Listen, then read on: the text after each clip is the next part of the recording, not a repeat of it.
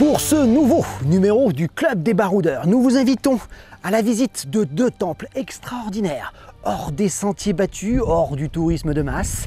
Les temples d'Abydos, derrière moi, royaume d'Osiris, et celui de Dendera, de la déesse Hathor, tout simplement sublime, parmi les plus beaux de Haute-Égypte.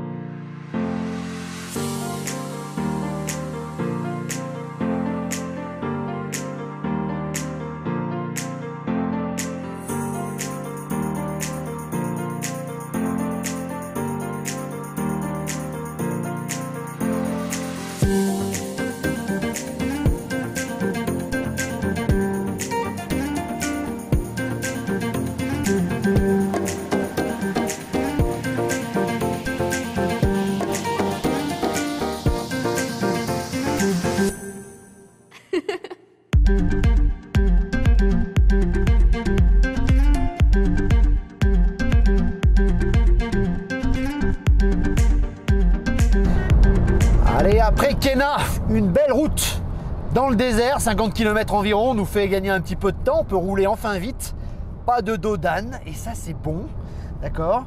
On est à quoi, encore à plus de 100 km, 120 km d'Abydos, mais la route est belle.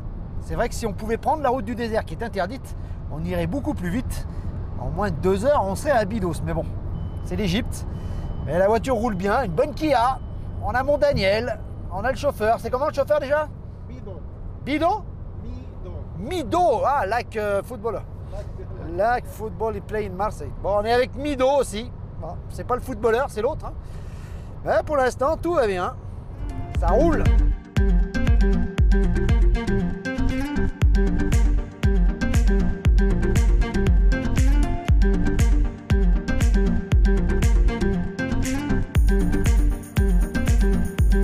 Allez, jour de marché à Bouchoucha.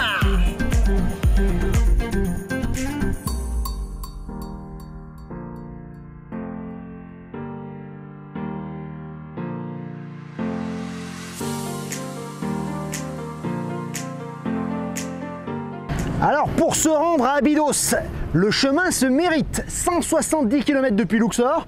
Alors, il y a des bonnes routes, il y a des dos d'âne de tous les côtés, des postes de police où il faut donner sans arrêt son nom, sa nationalité, le numéro de téléphone du guide, etc. Heureusement qu'on est bien accompagné, on a Daniel avec nous. Je vous mets son numéro là-haut, hein. Lui c'est le bon qui m'accompagne dans tous mes voyages. C'est vraiment quelqu'un de sûr et vous paierez le bon prix. Appelez-moi si vous avez un doute. Pour le reste, on a Mido, c'est le chauffeur. Hein, on a mis quoi? On a mis à peu près 3 heures pour venir jusqu'à Abydos. Mais le chemin le mérite largement. Ce temple est inouï, sublime. Vous ne regretterez pas les 170 km. Les 1000 livres égyptiennes à peu près, à vous de marchander plus ou moins pour venir jusqu'ici. C'est vraiment fabuleux. On va se faire Dendera sur le retour et après, let's go to Hurghada.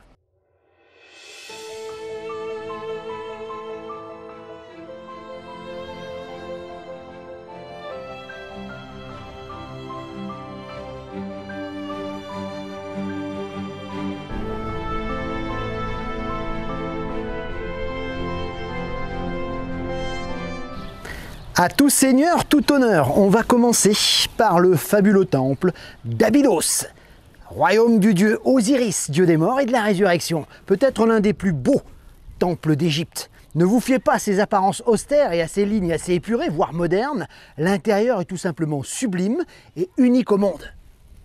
Abydos, encore un nom grec. D'une ville de l'Hellespont semble-t-il, mais la plupart des noms que nous connaissons comme égyptiens aujourd'hui viennent de la Grèce, hein, Pyramide par exemple, Pyramisus, gâteau de blé, hein, le Sphinx, idole vivante, j'en passe, et des meilleurs. Pour la petite histoire, nous avons ici sans doute le site de la première capitale de l'Égypte unifiée, des rois scorpions, un légendaire, au roi Narmer, un peu plus connu grâce à sa tablette, que voici.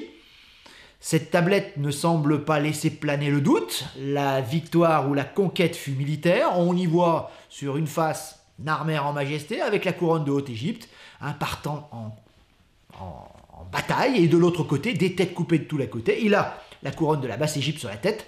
Bon, le message semble clair, il a conquis la Haute et la Basse-Égypte. Pour le reste, sachez qu'à Abydos, c'est plus d'une quinzaine de temples qui ont été construits depuis les premiers pharaons, autant dire énorme. Vous avez également la fameuse, je vous mets les images, nécropole royale, Doum el-Kab, où on a retrouvé le tombeau de Narmer, assez singulier et très modeste, évidemment. On est au début de l'histoire égyptienne. Mais tous les pharaons d'Égypte, et même Ramsès II, voudront venir ici faire des cénotaphes, des offrandes ou des temples pour s'inscrire dans ce qui s'appelait autrefois, ou qui symbolisait autrefois, l'origine du monde avec la fameuse et la légendaire légende d'Osiris, évidemment. Alors la légende d'Osiris est assez connue, je vais vous la raconter assez rapidement pour ceux qui ne la connaîtraient pas. Sachez qu'il existait dans les temps très anciens un beau et jeune pharaon, Osiris, marié à Isis, la belle magicienne, dont le frère Seth était cruellement jaloux. Pour vous la faire courte, Seth va organiser un grand banquet avec pas mal de ses comparses qui sont tous dans le plan et dans le piège prévu pour le roi. Osiris y vient évidemment. Un grand sarcophage est fait juste à sa taille et Seth lance pari, je ne sais pas, peut-être de bière, en tout cas une tournée, on ne sait pas, qui arrivera à rentrer parfaitement dans ce sarcophage. Tout le monde essaye, trop grand, trop petit, trop gros, et puis Osiris s'y met, et bah oui, c'est parfait pour moi. Et là, tous les comparses et tous les comploteurs se jettent sur lui, clouent le sarcophage, il va être jeté dans le Nil, coupé en de multiples morceaux. Autant dire que le pauvre Osiris est mort. Mais c'était sans compter, sans la belle Isis, sa femme, car Isis prend ses ailes et va parcourir toute l'Égypte pour récupérer un à un les morceaux de son défunt époux. Sauf un.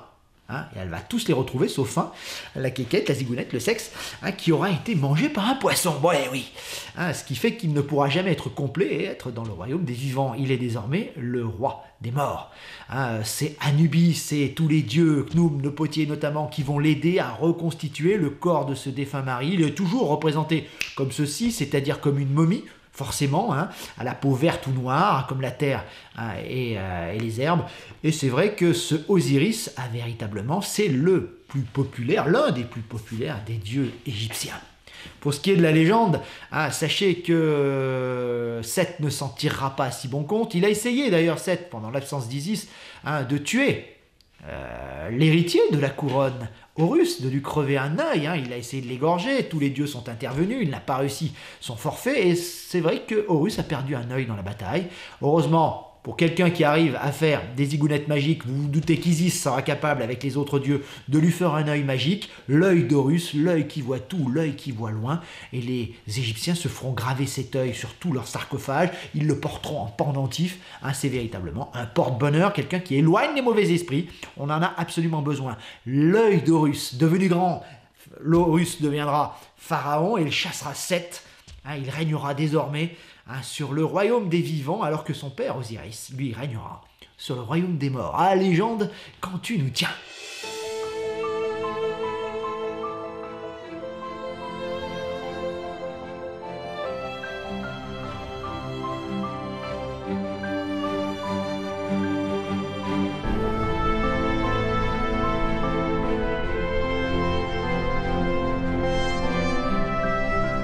Pour l'histoire du temple et de son architecture, sachez que si c'est bien Séti Ier qui a commencé le temple, il ne l'a jamais terminé, et que la légende voudrait que lors d'un voyage au bord du Nil, son fils Ramsès II est tombé devant ce temple inachevé, qu'il ait décidé de terminer l'œuvre de son père. Le royaume d'Osiris méritait bien ça. Sachez que Ramsès II, ce qu'on lui doit finalement, c'est toute la partie avant du temple, la partie arrière avec les 7 chapelles, etc., plutôt du temps de Séti Ier. Mais les deux rois ramessides, comme on les appelle, sont à l'origine d'une nouvelle type d'art. On va rompre complètement avec la période armarnienne, juste avant, rappelez-vous à Akhenaton, en essayant de créer une nouvelle forme d'art, une nouvelle type d'architecture, avec des gravures plutôt en creux, etc., etc. Et autant dire qu'ici, les architectes ont fait des merveilles.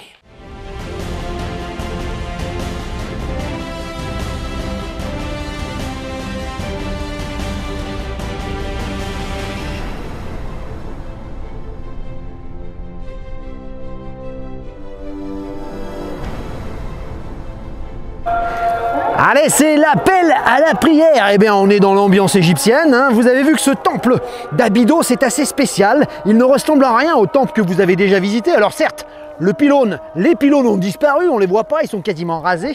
Mais c'est vrai que cette forme en L est assez remarquable et assez unique en Égypte. Et l'intérieur, vous allez voir, est assez mystérieux. On accède à ce qu'il reste du temple proprement dit par une rampe. On est accueilli par 12 piliers qui font office de façade. Hein, inscription Ramsès II est accueilli, puisque c'est lui qui a fait ces piliers, accueilli par différentes divinités, Isis, Horus, etc. Sachez qu'il a fait murer 4 des 7 portes qu'il y avait à l'origine, et qu'il a gravé dans la pierre, sur un coin à gauche, une inscription commémorative qui marque l'achèvement du temple par le grand Ramsès II lui-même. Une inscription qui relate comment, lors d'un voyage à Abydos, lors des premières années de son règne, Ramsès II s'arrête ici et voit l'état complètement inachevé du temple de son père et décide de continuer les travaux et de l'achever, hein, au nom de son père, et en y gravant bien sûr ses propres reliefs. L'inscription dit « Je les ai fait graver au nom de mon père et en mon propre grand nom, car le fils est comme son père. » Tout est dit.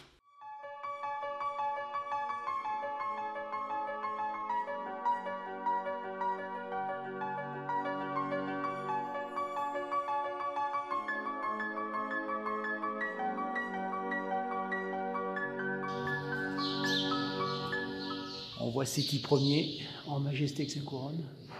Waouh, c'est beau. Superbe.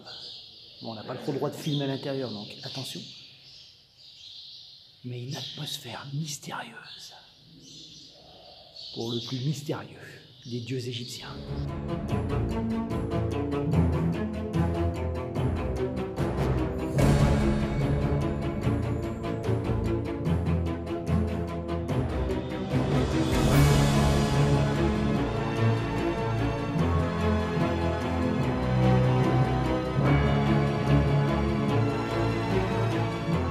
Dans la pénombre et l'obscurité, mystérieuse à souhait, j'adore, on accède à la deuxième salle hypostyle par 7 portes qui n'ont pas été murées, uniques en Égypte, j'avais jamais vu ça. Et à l'intérieur, 3 rangées de 12 colonnes divisent la salle en 7 travées qui conduisent aux 7 chapelles. Décidément, le chiffre 7 est ici à l'honneur.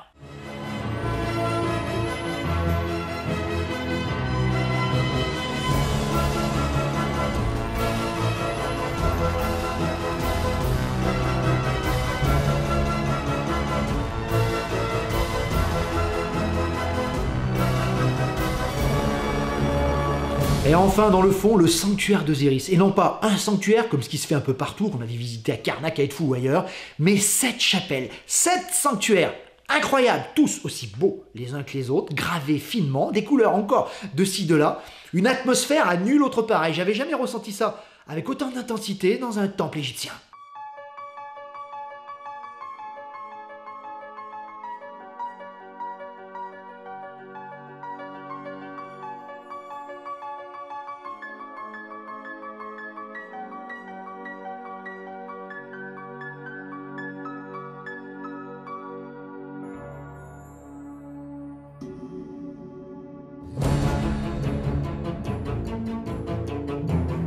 La chapelle d'Osiris est la chapelle à ne pas manquer, l'hôte de ces lieux. La chapelle d'Osiris s'ouvre sur une salle osiriaque constituée de 10 colonnes, sans chapiteaux et ornée de scènes rarissimes, retraçant certains épisodes du mythe d'Osiris que je vous ai raconté tout à l'heure, notamment l'union divine d'Osiris et d'Isis pour concevoir le futur Horus. Et ça, c'est incroyable et quasiment jamais vu en Égypte, en tout cas pour ce qui me concerne.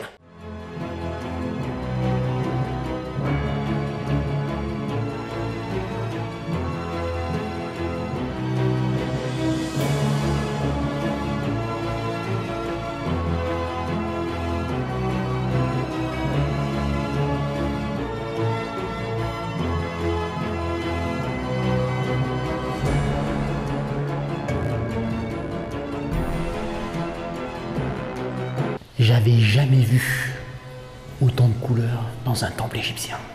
C'est tout simplement magique. Les mots manquent devant de telles merveilles. Abydos. Waouh! Regardez-moi ça.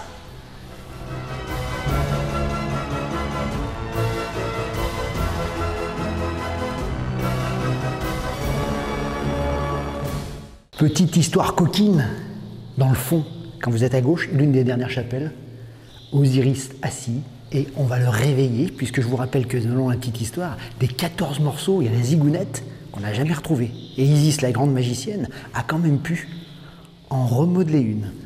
On voit l'oiseau Horus, et le sexe a été gratté, et ouais, coquin à l'époque.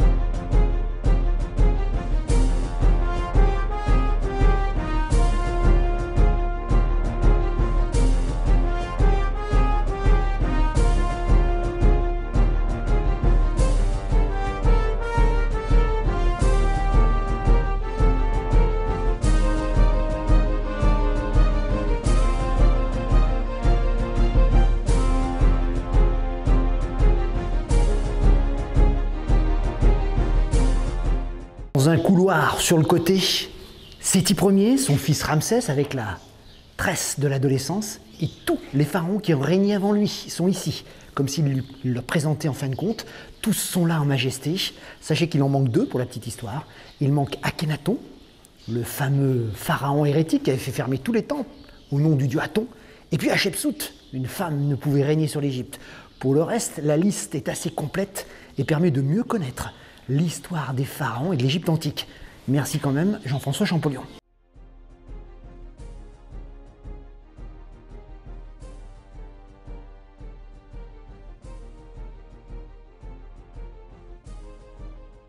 En sortant du couloir avec la fameuse table d'Abydos, vous arrivez en plein désert, vous passez devant la tombe d'Osiris, qui est encore avec de l'eau, et pourtant on est en plein hiver.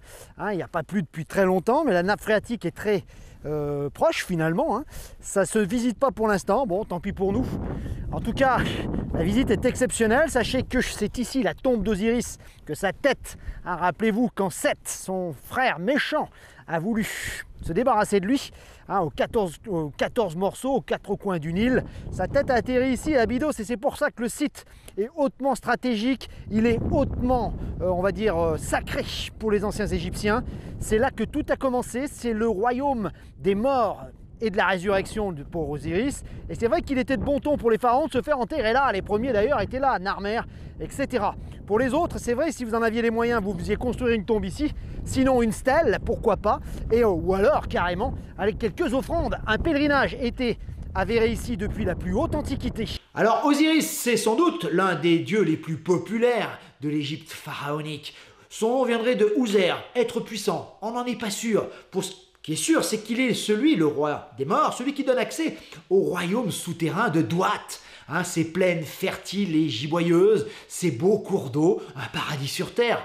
En somme, bon, ce dieu Osiris devient vraiment populaire à partir du 5e siècle. Avant, c'est des dieux proto-historiques et il va y avoir une fusion entre les deux, une sorte de syncrétisme. À Memphis, il sera Ptah Sokar Osiris. Ici, à Abydos, c'est Osiris Khenti Imtu, je vous en ai parlé tout à l'heure.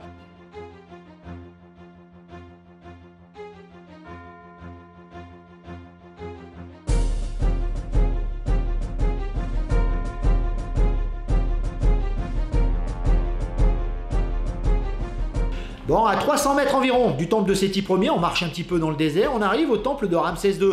Très détruit, il a perdu tout son plafond, mais les gravures qui sont à l'intérieur sont d'une finesse incroyable. Elles ont gardé, pour la plupart, leur polychromie. Donc rien que pour ça, ça vaut la visite. Bon, sachez que l'idée ici est la même. Il s'agit de graver dans la pierre, de construire une espèce de ex-voto monumental pour commémorer le pèlerinage que Ramsès II a fait ici, sur le site d'Abydos, au royaume d'Osiris, comme l'avait fait son père. Et tous les pharaons par la suite viendront rajouter une inscription ou un ex-voto ou je ne sais quoi. Beaucoup de membres de la noblesse et des personnes riches viendront également autour se faire construire des cénotaphes, des fausses tombes, là aussi pour être au plus près, symboliquement en tout cas, du roi des morts, Osiris le Grand.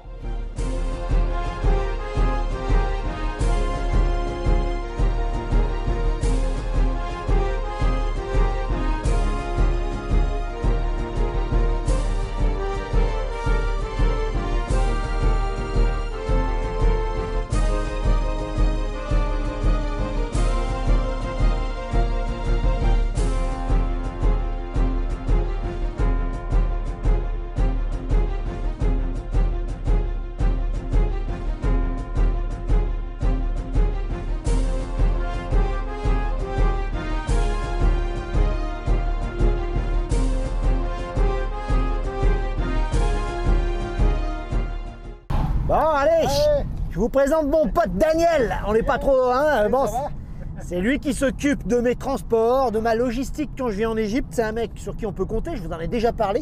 Je vous mets là-haut son WhatsApp, son mail. Si vous avez besoin de quoi que ce soit, une voiture privée pour aller à Dendera ou Abydos comme nous l'avons fait aujourd'hui, pour aller à Hurghada, pour aller à Sharm el-Sheikh, où vous voulez. Et en plus, si vous, pour Assouan, etc. Toute la logistique, billets de train, billets d'avion, il est là. Les hôtels, il est là aussi. Bref, le là est là pour tous. Le seul problème, il parle anglais. Mais bon, si vous avez un bon anglais, et puis si vous voulez un bon guide, il est bon guide aussi. Le mec fait tout, c'est un couteau suisse.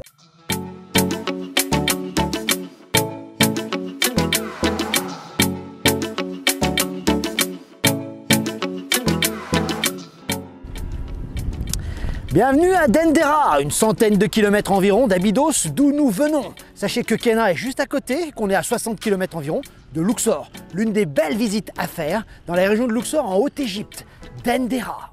Un temple qui est quasiment parfait, quasiment en parfait état de conservation. Deux raisons à cela. La première, il a longtemps été complètement ensablé, ce qui l'a protégé.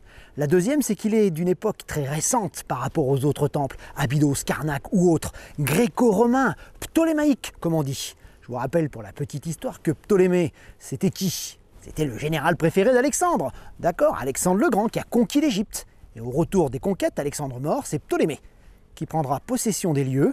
Et c'est sa dynastie, ses descendants qui régneront pendant plus de 200 ans sur l'Égypte. La dernière des Ptolémées, vous la connaissez sans doute, Cléopâtre VII. Les Grecs d'abord et les Romains ensuite vont reprendre le culte égyptien pour mieux s'intégrer à la population, pour mieux être acceptés. D'ailleurs, si c'est les Ptolémées qui vont construire ce temple, c'est les Romains, Auguste et Néron, qui le termineront.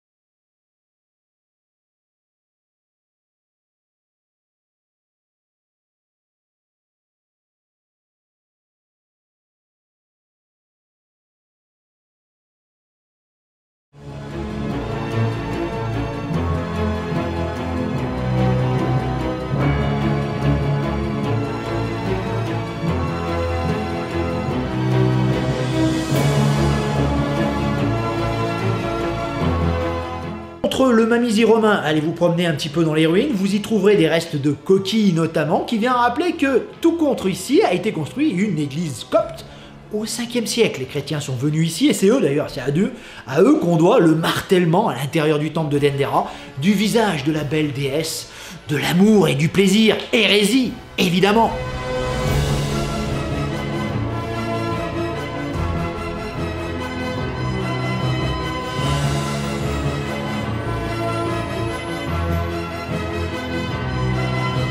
On retrouve le chiffre 7, avec les 7 colonnes, avec les têtes d'Hathor, la déesse vache.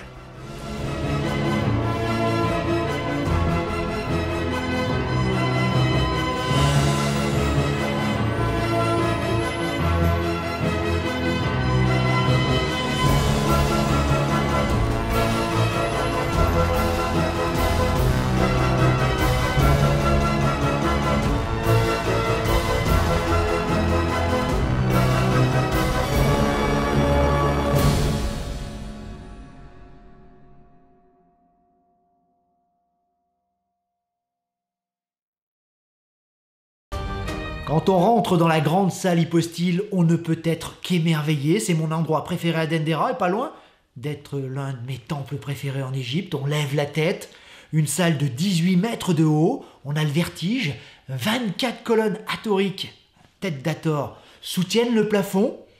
Une pure merveille, elles sont en leur sommet en forme de sistre, l'instrument de musique préféré de la déesse Hathor, déesse de la musique et de l'amour, je vous le rappelle. Et là, on lève la tête et on voit ce magnifique plafond avec une représentation astronomique qui a gardé quasiment toutes ses couleurs. On y voit le trajet du soleil pendant la nuit et celui de la lune pendant le jour.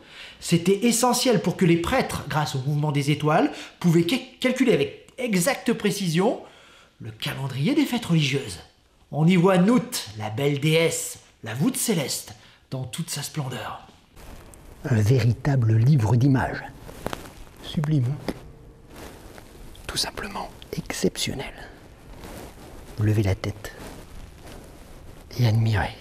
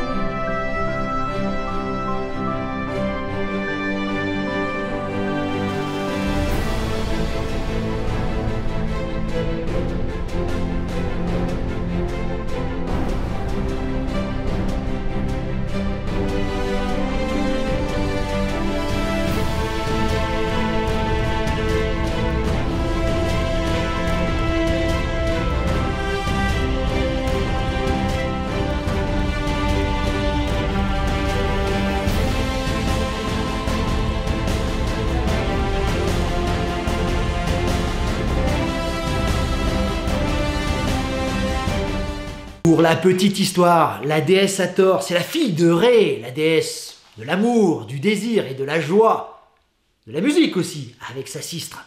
Pour rien vous cacher, c'est l'une de mes déesses préférées, et vous comprendrez pourquoi. Son nom, littéralement, veut dire le château d'Horus. En effet, si on regarde sa représentation, vous voyez bien que l'espace clos entre ses cornes, c'est l'espace dans lequel Horus solaire se déplace. Et oui, et les Grecs l'ont assez vite assimilé à Aphrodite, évidemment.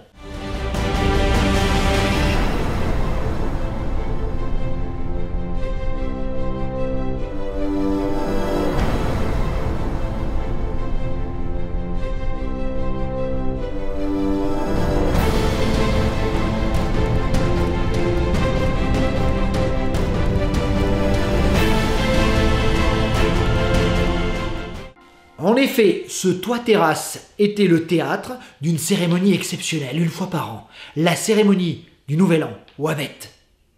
Au soleil levant, au cours d'une cérémonie qu'on appelait à cette époque l'union au disque, les prêtres montaient la statue en or d'Hathor sur le toit pour qu'elle soit régénérée par les rayons bienveillants de son père Ré. Cette procession magique, on peut la voir, si vous observez bien, dans le grand couloir qui vous mène, ce couloir mystérieux qui vous mène jusqu'à la terrasse. Exceptionnel. Une fois en haut, sur le toit, kiosque de l'Union au disque, assez bien conservé, et vous avez 2 chapelles d'Osiris, car je vous rappelle que Dendera était l'une des 15 villes, 14 villes qui accueillaient les différents bras, morceaux du corps d'Osiris découpés par son frère Seth. Dendera était l'un des lieux hautement sacrés, rien finalement d'illogique à voir ici des chapelles consacrées à Osiris lui-même. Rappelez-vous, à Abydos, c'était la tête d'Osiris qu'on avait récupérée. C'est dans l'une de ces chapelles du toit-terrasse qu'on a découvert le fameux zodiaque de Dendera, là où Champollion est venu s'essayer à la lecture des hiéroglyphes, à Histoire quand tu nous tiens. Sachez que ce zodiaque a été ramené au Louvre et à Paris dans des conditions complètement rocambolesques en 1821. Quelle aventure! Le moulage que vous avez aujourd'hui à Dendera et que vous pourrez observer est évidemment une reproduction. Le vrai, il faut aller au Louvre pour le voir. Sachez qu'on y voit, si vous regardez bien, je vous montre les images, une voûte céleste supportée par 4 déesses, aux 4 coins cardinaux évidemment. Dans le cercle intérieur, les signes zodiacaux se mêlent aux planètes et aux constellations. Et la figuration de l'éclipse de Mars 51 avant Jésus-Christ permet de dater ce zodiaque de 50 avant Jésus-Christ environ.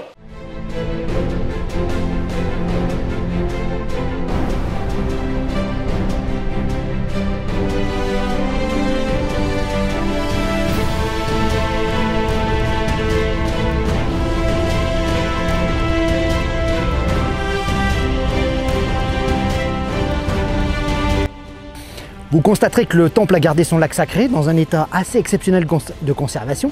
On laisse imaginer, la plupart des temples égyptiens avaient ce genre de lac pour les ablutions, pour purifier évidemment les statues, etc. Pour que les grands prêtres puissent avoir cette eau sacrée qui naissait ici. Vous avez également remarqué que comme à Médine Abou, il a gardé son enceinte de briques crues. Et ça aussi, c'est assez exceptionnel. Un temple parmi les plus beaux d'Égypte, je vous l'ai dit.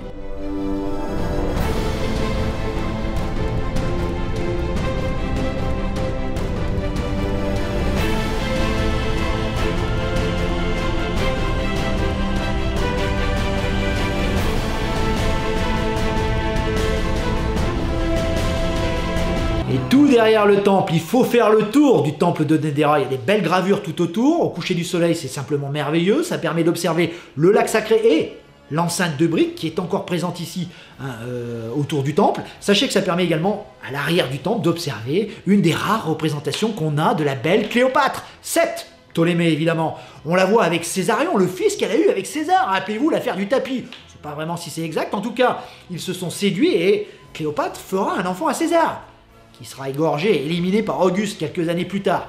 Bon, histoire triste quand tu nous tiens, mais en tout cas on y voit la belle Cléopâtre avec Césarion en majesté, et devant eux, tous les dieux sont là, Horus, Detfou, Ii, et Centaui également. Difficile à prononcer, mais c'est une belle balade au coucher du soleil de faire le tour du temple et de faire un petit coucou à Cléopâtre VII, une des rares figurations qu'on a d'elle à travers l'histoire.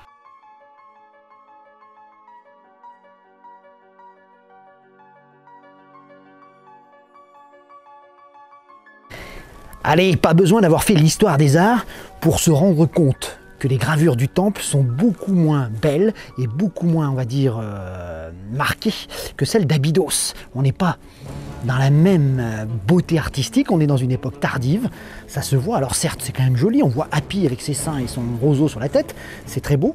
Et d'ailleurs, pour la petite histoire, vous avez vu que tout le bas, il y a toutes les sculptures, en tout cas les bas-reliefs sont quasiment intacts, et plus vous montez, plus ça a été gratté.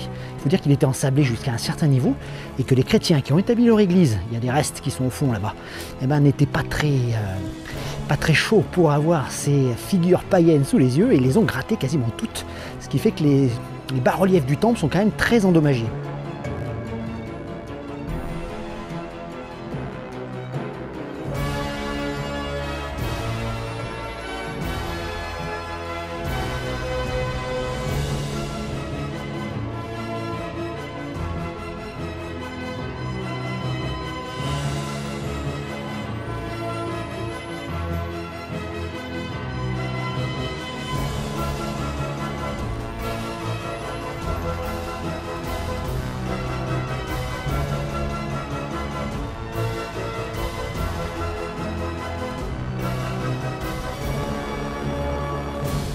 Comme d'hab, on se fait virer par les gardiens.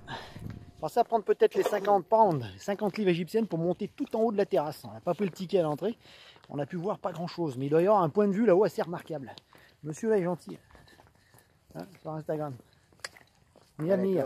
Mia mia. C'est vraiment une belle visite. On est tout seul quasiment dans le temple.